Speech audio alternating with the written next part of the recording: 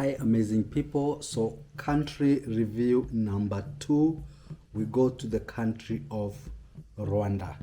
So you guys know, after Kampala, after Uganda, we went to Rwanda. So what was shocking about Rwanda, first from the border, was now Rwanda drives from we drive from the right, they drive from the left. So our rules in Kenya is keep left, we drive from the left. So it's keep left unless overtaking. Now for Rwanda, it's the other way round.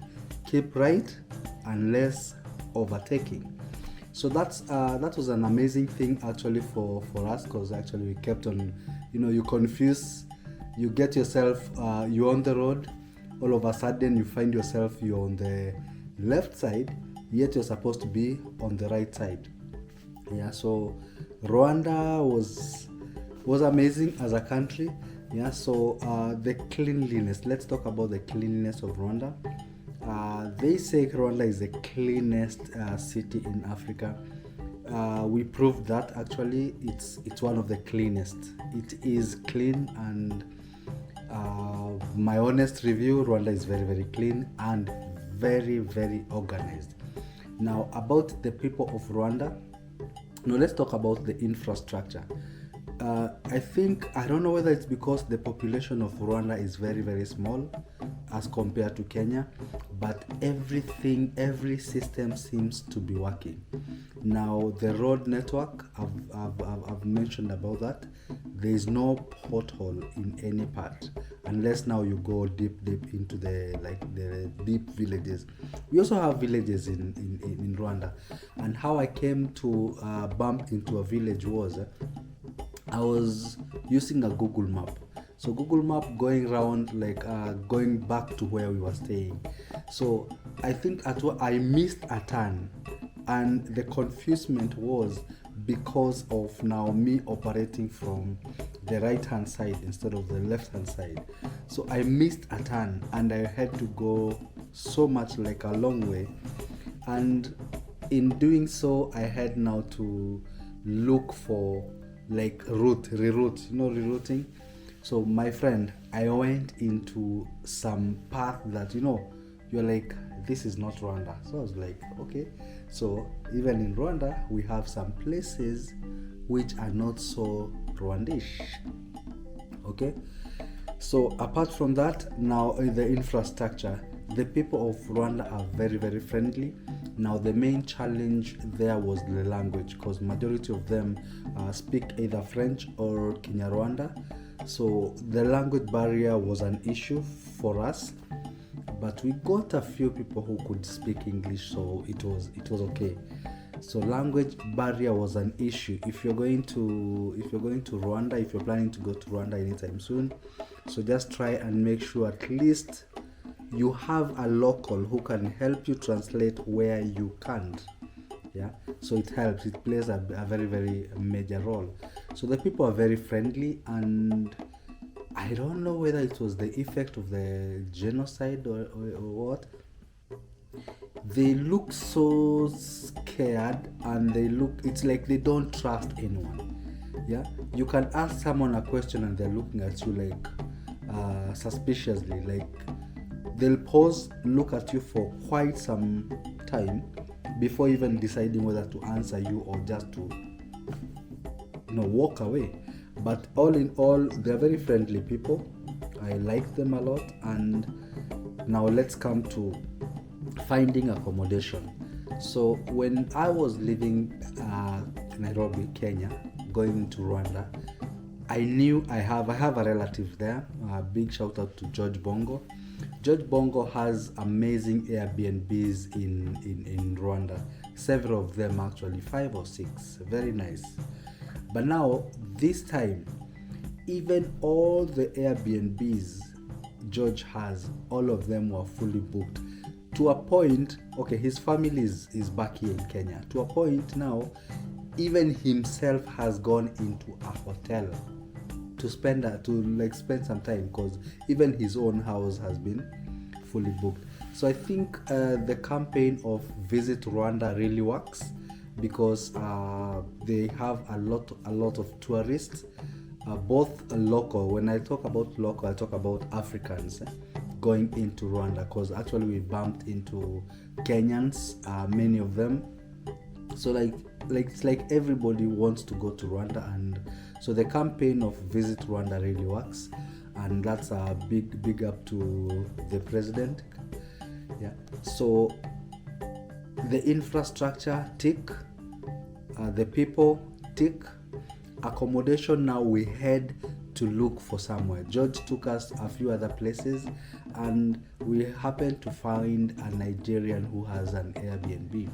Now, because all Airbnbs were booked and it's actually like high season, so what happened was it's 4-bedroom house that you just rent a room. Yeah, it's 4-bedroom, so you just rent a room. So Pluto rented one, I rented the other one. But now the problem was the following day there's someone who had booked my room, yeah, just for a night. So that second night I had now to camp with Pluto, because now I couldn't like go outside to look for another set of accommodation. And remember, we are sharing the car, we are sharing like everything in terms of we have different bags, but then our itinerary is almost the same. So there's no way one can stay on the other side and one can stay far from each other. So, but after now that night, I got my room back and I continued the few days. We stayed in Rwanda for 4 nights. So what happened in that house, we had a Tanzanian, we had a Nigerian, we had now us Kenyans.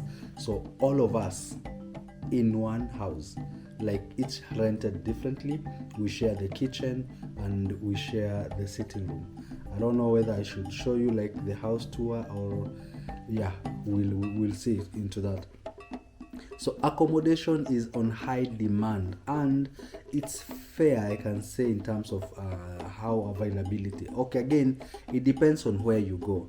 If you go to the high-end places, definitely your accommodation will be like expensive. But if you go to affordable places, which are there, your accommodation will be fine. So guys, it depends on where you go for your accommodation. I mean, there are so many amazing things you can do in Rwanda. So one of them was, now apart from now looking at the infrastructure, we looked at, apart from now the Rwanda Genocide Memorial, apart from now the Belgians, which we happened to actually go and see where they were buried and a bit of history. The city itself, it's something to be amazed about, because they have a very nice, amazing and clean city, the Kigali. So we have uptown Kigali, we have downtown Kigali. And I tried to separate those two videos so at least you guys can have a glimpse of how it looks like. Because like in Nairobi, we have uptown and we have downtown. So in as much as we show the affluent uptown, we also show the downtown, okay? So we also did Kigali nightlife. I think you guys have been following our stories. So we did Kigali nightlife. That was amazing, on a totally different level altogether, and we were so happy. So many amazing places you can actually go visit while in Rwanda. And apart from now going to the valleys, guys, we took you to the valleys and you saw like the amazing views they have in Rwanda. So apart from that, my most amazing place to be was Gisenyi. Gisenyi is on the border of Rwanda and Congo. So we spent like 2 nights in Gisenyi, and it was amazing. Plus from the hotel we stayed, it was amazing, and I did a review of that. And you guys were even saying I should do like a morning routine, which I don't feel it should be. So 2 places that were striking to us: Gisenyi as a town, and it's a very vibrant town because the nightlife there is amazing. It's like everybody is leaving Kigali, the city, going to Gisenyi over the weekend. Yeah, we took you to that trip, and even the stopover, we took you through all that. Everybody was actually going to Gisenyi. It's vibrant. The nightlife is so amazing. Yeah. So two places, what we call the Switzerland of Rwanda, the amazing valleys of Rwanda, and Gisenyi as a place. So apart from that, we went to Lake Kivu. Of course, Lake Kivu is in Gisenyi, and it's a lake that is shared between Congo, Rwanda, and a little bit of Tanzania. Yeah, but mainly it's shared between Congo and Rwanda. So two places were amazing. And what else about Rwanda? Okay, I think everything. The foods were nice, and foods were quite affordable, but I think we did a review on the housing. The housing in Rwanda is quite expensive. I don't know whether it's overrated, but according to the reviews we did in some of the houses, amazing, but now they are quite expensive. Oh, not so much expensive because they're going, I think, parallel with what we have here in Nairobi, but I didn't expect that from Rwanda as a country. Yeah. So we've talked about the infrastructure, we talked about accommodation, we've talked about the food. Weather is perfect because I think it rained like twice. It was also raining here in Kenya, so it wasn't like much of a difference. So it rained like twice. So Rwanda in general is amazing. There are so many things you can do in Rwanda within your budget. Some of them were outside our budget. Like now we couldn't go to the gorilla trekking. That was, I think it's $1,500. That is per person. So guys, we're just going on a budget, so we couldn't afford to go on that one. Yeah. So, but all in all, the places we went was amazing.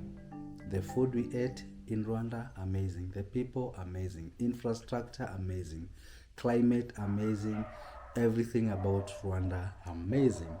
Now, an interesting story is coming about Congo. Okay? In this next video.